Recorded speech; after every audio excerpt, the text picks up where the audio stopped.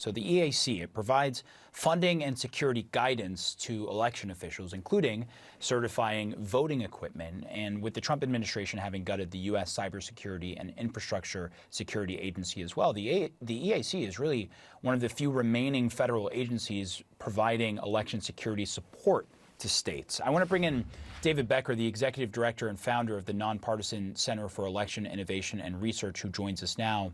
I just want to start with, why is this move significant? How could it affect upcoming midterm elections in your view? Well, I think the answer to those two questions is different. First, it's significant because President Trump continues to expand the boundaries of presidential power. He continues to try to exert power over agencies that Congress intended to be independent by firing duly Senate-confirmed commissioners and leaders. And the Supreme Court has seemed to endorse those actions by the president. And of course, that completely readjusts the balance of power that we've come to expect that the founders created when they forged the Constitution nearly 250 years ago. And that's of great concern. But we should also note that while this agency has some responsibilities with regard to setting voluntary voting systems guidelines, et cetera, its mandate is very limited. It's a very small agency. It does not run elections. Many of the things that it does are ministerial and will continue to go on without commissioners.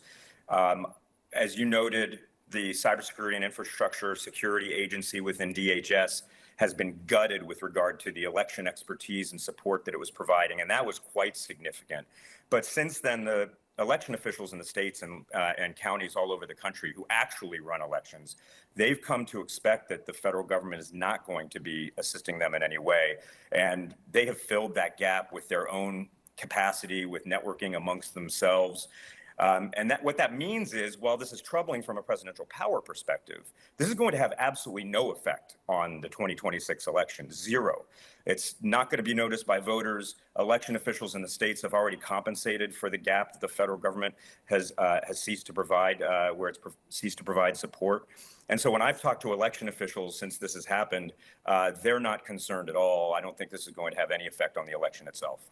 So then how would you contextualize this action with some of the other actions that have been taken by the federal government? You were sort of describing the president testing the powers of a president and the federal, overreach or reach into state-run elections. Just contextualize this versus some of the other issues or efforts that you've been tracking.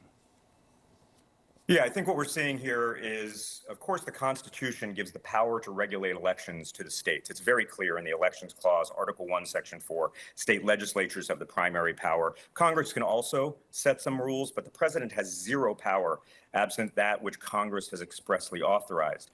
And now we're seeing this administration having spread lies about elections for a long time, even before it came into office, of course, even in the first Trump administration, spreading lies that our elections are not to be trusted, even though they're among the most trustworthy in the world, and they're the most trustworthy our American elections have ever been, with paper ballots nationwide and audits nationwide to confirm the results. And they've now been in complete control of the federal government for 18 months. And in that 18 months, as they've tried to turn over every rock to find evidence of election fraud or election theft, they found absolutely nothing. They've tried everything. Every tool in their toolbox has failed. And so we're seeing them send letters now to every single state, including allied states, that they're liable for criminal prosecution if they have non-citizens on the voter lists, even states like North Dakota that don't have voter lists. No election official I know of has taken that seriously. Some have even openly laughed at that letter that was sent earlier this week. We're seeing the FBI surge agents to Atlanta to apparently look for evidence regarding the 2020 election, pulling agents off important things like counterterrorism and violent crime to do that, when a Trump-appointed judge just earlier this week said that they couldn't seek more evidence, like data on information on election workers from 2020, because there was no way to prosecute a crime there. We're seeing them run out of tools, and I think this is getting desperate and pathetic, quite frankly, to see this much federal resources be focused on finding evidence of a crime that was never committed. I expect very soon we're going to see more desperate attempts to try to spread more lies about our elections. But the reality is our voter lists are more accurate than ever. Every single person who registers to vote needs to provide ID when they register under federal law since 2002. Every state except Louisiana has paper ballots, and every single state audits those paper ballots, reviews them by hand to confirm that the mechanical count was correct. We run really good elections in this country. They're decentralized, they're very secure, and I think that's causing more and more problems for the president, who would like us to doubt our elections, perhaps because he's worried what the outcome of the election in November might be.